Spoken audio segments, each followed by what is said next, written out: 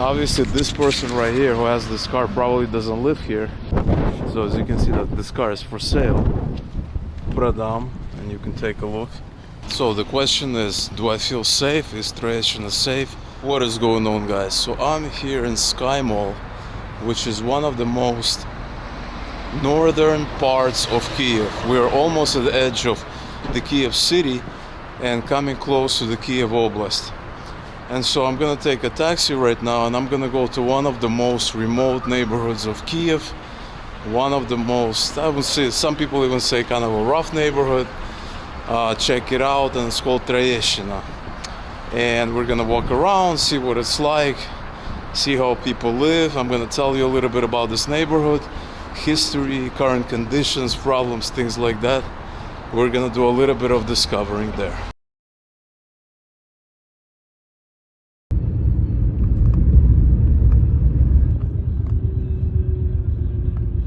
What's going on, guys? So here I am in Troieshchyna, which is one of the most remote neighborhoods here in Kyiv. It's all the way on the northeast side of the city. And the first thing you notice is a lot of these tall buildings here, which is very, very common. Obviously this person right here who has this car probably doesn't live here. But a lot of these people, as you can see, they live in these tall buildings here. And generally, this is very common in the Soviet Union. And so what's unique about this neighborhood is that it's very remote. That's the first thing. It's obviously very remote from the center. Another thing about this neighborhood is that it doesn't have really good links to the center of the city. It doesn't have a metro station here. There's not a lot of buses. The links are very difficult. If you have a car, you're going to be stuck in traffic in the morning trying to get to the center. That's the main issue, because in the neighborhood that I was before in one of the previous videos called Akademgorodok, it's actually very simple to get to the center, because you just have the main, you have the train station, you have the last station there, and you can just get on the train station in like 30 minutes you're in the center. Whereas here you don't really have a metro here. You don't have the links, the public transportation links, and so as a result you're kind of stuck here. And this neighborhood has an interesting history. In the 80s, before the 80s, it was actually it was actually not even part of Kyiv. It was a separate entity, and eventually it got incorporated into the Kyiv City. And I think there's around 200,000 people that live here. So it's all of these tall buildings everywhere, which, as you can see, it was built fairly recently. And the idea of this neighborhood is it's called a Spalny Rayon, which in Russian roughly means it's a sleeping neighborhood. I think in English there's a term called bedroom neighborhood or something like that. But the idea is very simple. Is that people come here, they sleep, they rest, and then they go back to the center to work. Obviously not everybody who lives here works in the center. There are people that work all over the city, but probably a lot of people do work somewhere near the center, simply because that's where the majority of the jobs are. And so you have some stores here, as very, very common across former Soviet Union. Unlike a big mall, you have these little stores here at the base of each of these tall buildings.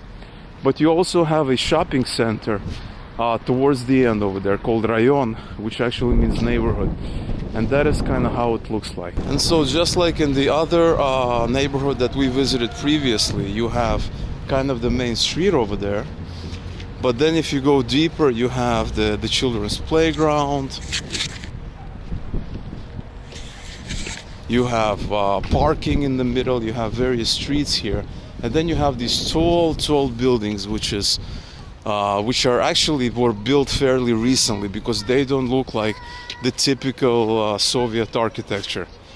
And here's the children's playground, which is very, very common across pretty much most of ex-Soviet Union countries. And this neighborhood has a very interesting reputation in a sense, because if you're talking about anybody in Kyiv and the discussion starts to go into direction. Where do the tough people live? What is not a very, very friendly neighborhood? And people are going to be talking about this neighborhood mainly. Although in Kiev, there are plenty of these kinds of neighborhoods. All you have to do is venture outside the city, and you're going to discover plenty of other very, very similar neighborhoods. But this one has a very strict reputation. When I was renting an apartment in Kyiv, I was actually renting in the center, and the lady told me that the guy who was living there previously, he broke the lease. And the story was that he broke the lease because he couldn't afford to pay the rent in the apartment, because it was in the center, it was a really nice apartment. And then she joked that maybe he's probably living somewhere in the Troieshchyna. An important thing to keep in mind is that, in my opinion, I really do not like buildings that are very, very tall, especially in the ex-Soviet Union countries. And so the problem is, in these tall buildings, the more people live in the building, the less humane it becomes. And that is why I'm a huge fan of these small, older, pre-Soviet Union, they call them pre-revolutionary buildings, but unfortunately they mostly exist in the center, and they're very, very expensive to live in, because when you have less people, you know everybody knows you, and that there's a community, which is something that I feel right now, because currently I live in the center in a building with around, I think, 5 to 6 floors. And as a result, it's a lot easier. Everybody knows each other, everybody's protecting each other. There's a sense of community. It creates, it's safer that way, and it's a lot better. Whereas if you live in one of these buildings, something like this, it's going to be difficult, because I mean, you're not going to expect to know everybody that lives here. You can't expect to know and to build a sense of community with living in a building with so many people. And so this is something that I learned as I started to live in Kyiv, in other cities in Ukraine. Of course, this theory doesn't really apply if you're somewhere like Manhattan, where you're living in a huge skyscraper that, where each apartment is very, very expensive, and that's quite different. But in this case, it does apply. And so, as you can see, you have various stores, you have pharmacies, you have small bakeries, you have family playing with each other. It's a lot of families. Maybe the husband, the men are at work right now, because Ukraine is a very patriarchal society. The men typically work, and the women typically take time off to take care of the kids, newborns, young children. And so check out this building. Check how tall it is, how interesting this building is. This is pretty crazy, but considering that a lot of Kyiv is actually like this, a lot of Soviet Union, ex-Soviet Union countries are like this, because these people have to live somewhere, and especially if they're not making a lot of money, they don't have a lot of purchasing power, they have to live somewhere comfortably, and that is why you have a lot of these tall buildings so remote from everywhere. Here's a meat store here, here's another restaurant. So all of these buildings, at least the majority of them, that are, closer to the main street, at least, I'm not talking about the buildings that are deep inside there, they typically have various stores. There's a food market, another store here, various stores. Obviously, if you go deeper in there, you're not gonna, it's gonna be less stores and more regular apartment buildings. There you have in front of me is a basketball court, which is actually pretty cool, because I haven't really seen that many basketball courts in these kinds of developments, neighborhoods, simply because basketball is not a huge sport in Ukraine. But that is actually, it creates a sense of community, because in the summer, spring, you can have kids playing and playing sports instead of doing other things and messing with the wrong people. So sports is always a great thing. Well, at least I gotta hand it to the people that design and build these buildings. They have a little bit of some color into them, although the colors are very gray, especially on this great day. You have kind of these light colors light blue, light orange, things like that. So it creates this atmosphere. And honestly, a part of me really likes this Eastern European feel. There's a Ukrainian flag, which you don't really see that often, at least in Kyiv, that I haven't noticed. I saw more of them in New York City, as a fact. So that is very, very interesting. But you gotta hand it to them. There's a little bit of some kind of a very interesting feel about being in this part of the world. There's something serene about it, something very interesting. That even though I am kind of tired of these Soviet buildings, it's nice to visit and to admire, because it's so unique that you don't really have that in other parts of the world. This is kind of what makes this region unique, and I bet many of you who are watching this are also in the same boat. There's something magical about this, even though it's probably not the greatest place to live, not the most interesting, not the most interesting, not the most wealthy or sophisticated area in the world to live in. Another thing I want to point out here is that, as you can see, it's fairly clean. This place is fairly clean, which is very striking, because in general Ukraine is not the cleanest country. There are some cities and countries that are dirtier, but there are also places in Eastern Europe that are a lot cleaner. Mainly the Baltic countries come to mind, but that is actually pretty cool that it's fairly clean. It's fairly livable, fairly an interesting place. And this is something that I noticed. I always notice these things, and for me that is very interesting. Here is another children's playground. There's the obligatory Zhiguli here, that admittedly you don't really see in Ukraine that much.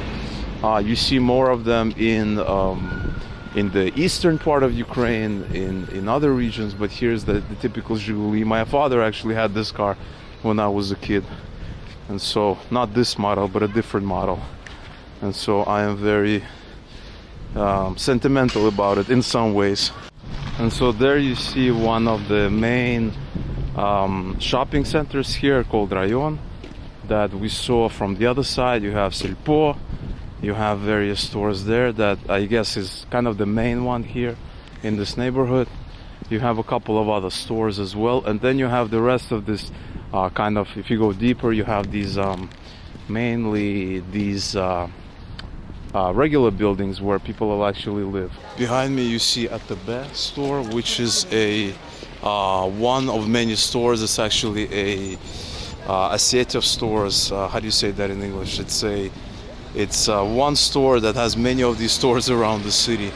And the thing about this specific brand ATB is that whenever you see ATB, you know that you're not in the richest part of town, because these stores, these ATB stores, chain stores, they are mainly outside the center. You don't see them in the center. So where I personally live, there's no ATB, but I have lived in neighborhoods where you do see ATB from time to time, and that is something very, very interesting. That is something we also joked when I lived in other cities in Ukraine, because whenever we saw ATB, we joked that, okay, you're not in the best part of town. It doesn't mean that you're in the poorest part of town or the worst part of town. It just means that you're no longer in the best part of town. And so probably the quality of goods is going to be maybe not as high. The selection of goods is not going to be as high as if you were to go to Sельпо, for instance, that we saw in the mall over there, or some of these other stores, that some of these other brands as well that you see all over the city. So the question is, do I feel safe? Is Troieshchyna safe? Is it dangerous?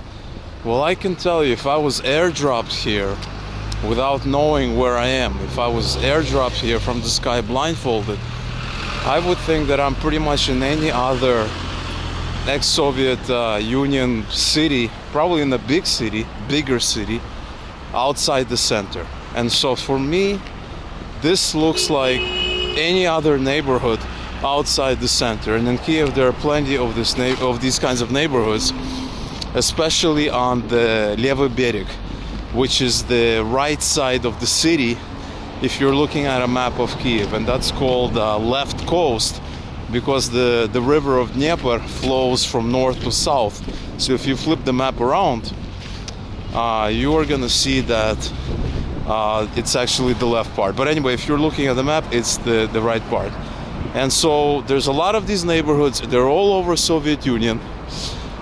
In some of the other cities, you might not have these kind of tall buildings. The buildings might be shorter. They might be, you know, not as, you know, not as big, not as tall, not as heavy looking. But in general sense, it's just like another neighborhood in the Soviet Union. I lived all over the world, and I can tell you that definitely Latin America is more dangerous.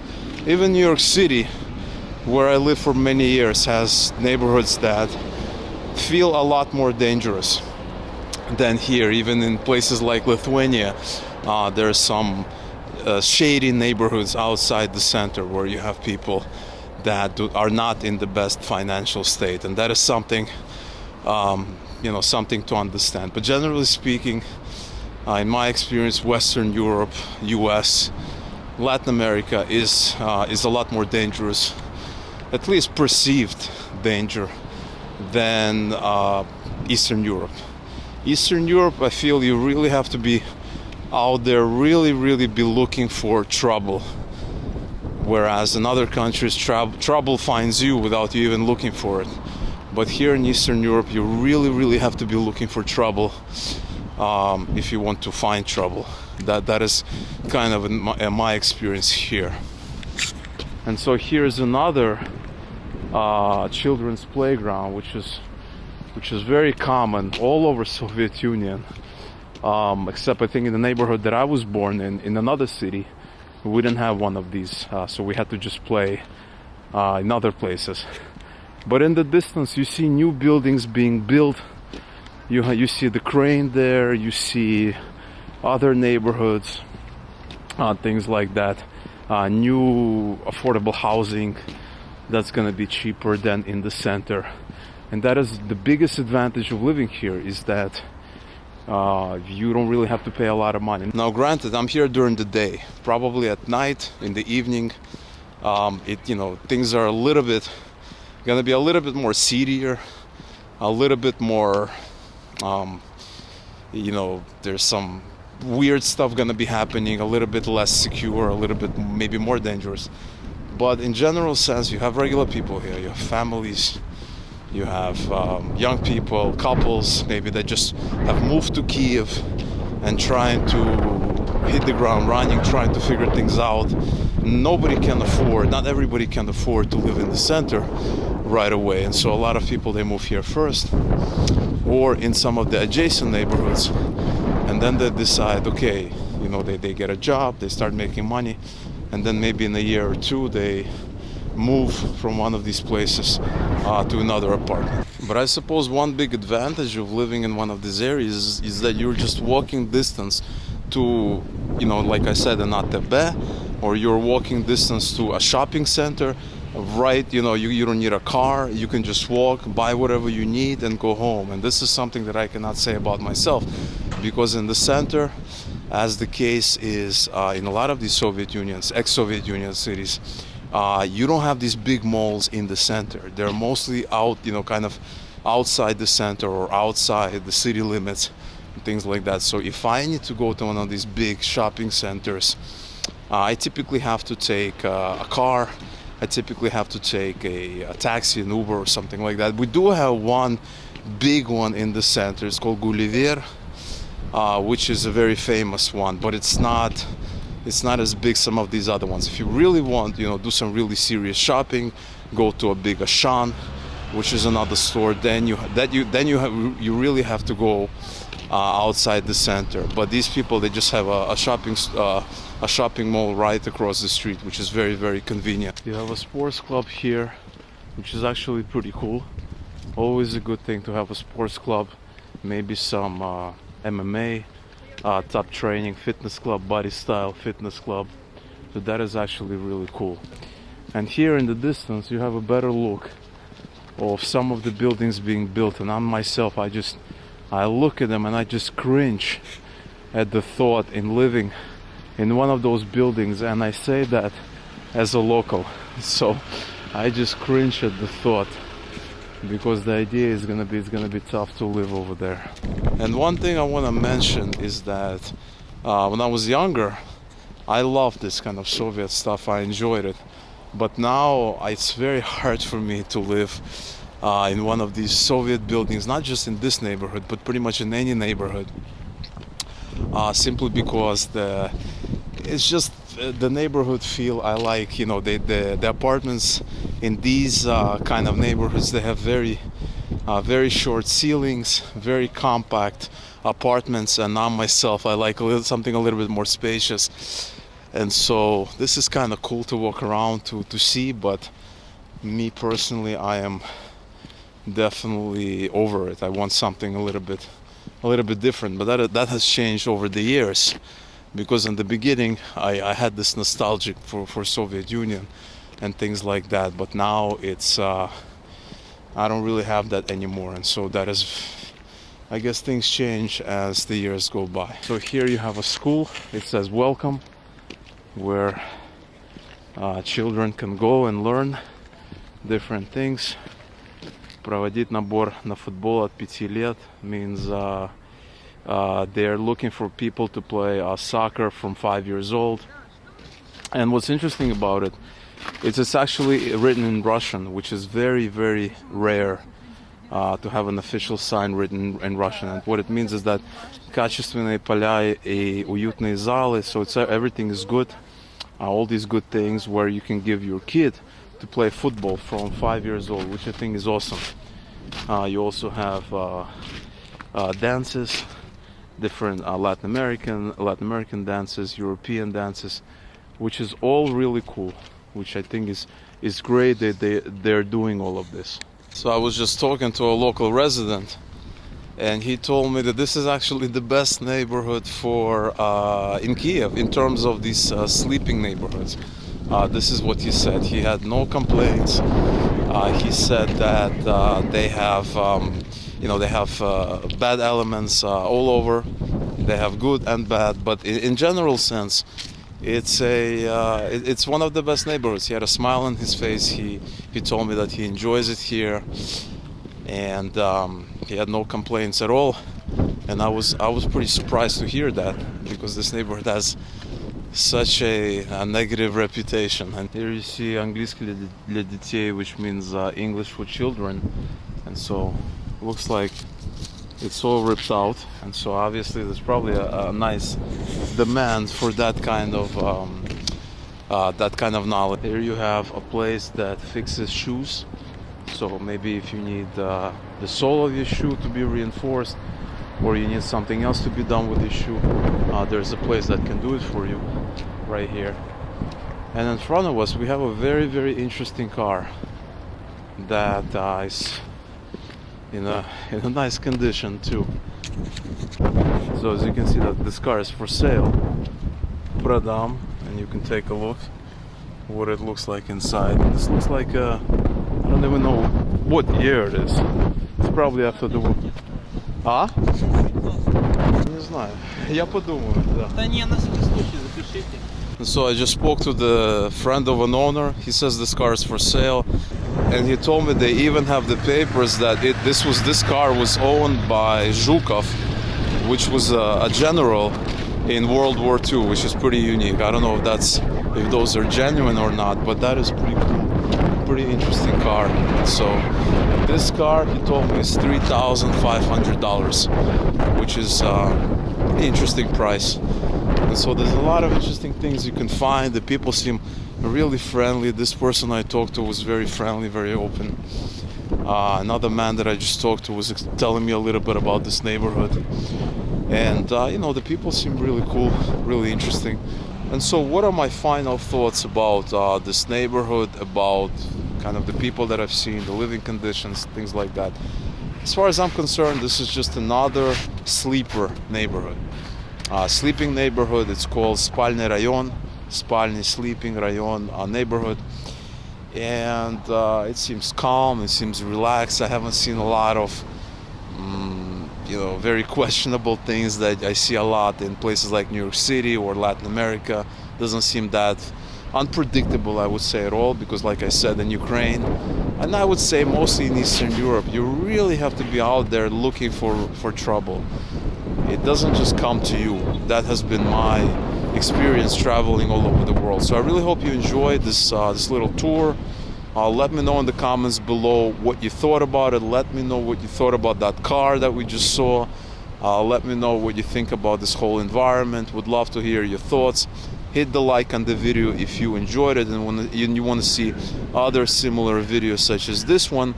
And I will see you guys in the next one.